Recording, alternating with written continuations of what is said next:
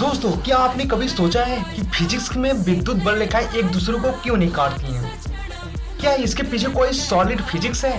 नहीं पता तो चलिए मैं आज आप लोगों को दोस्तों इसका सीधा सा कारण है कि यदि दो बल रेखाएं यानी कि दो विद्युत बल रेखाएं एक दूसरे को काटती हैं, जिस बिंदु पर वह काटेंगी उससे अगर दो स्पर्श रेखाएं खींची जा रही हैं और दो दिशाएं हैं तो भौतिक नियमों के अनुसार ये संभव ही नहीं है।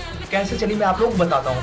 मान लीजिए दोस्तों इस रेखा के लिए इसका स्पर्श रेखा ये हो गया और इस रेखा के लिए इसका स्पर्श रेखा ये हो गया। ठीक दोस्तों, यानी कि इस बिंदु से दो स्पर्श रेखाएं खींची जा रही हैं और इसकी दो दिशाएं हो गई, जो कि फिजिक्स के भौतिक नियमों के अनुसार एक बिंदु से दो दिशाएं यानी कि दो स्पर्श रेखाएं नहीं खींची जा सकती हैं, यानी कि भौतिक नियम के अनुसार है। तो उम्मीद कर रहा हूँ मेरे छोटे भाई और बहन को।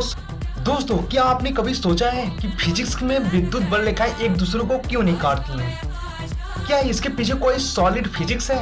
नहीं पता तो चलिए मैं आज आप लोगों को दोस्तों इसका सीधा सा कारण है कि यदि दो बल रेखाएं यानी कि दो विद्युत बल रेखाएं एक दूसरे को काटती हैं, जिस बिंदु पर वह काटेंगी उससे अगर दो स्पर्श रेखाएं खींची जा रही हैं और दो दिशाएं हैं तो भौतिक नियमों के अनुसार ये संभव ही नहीं है।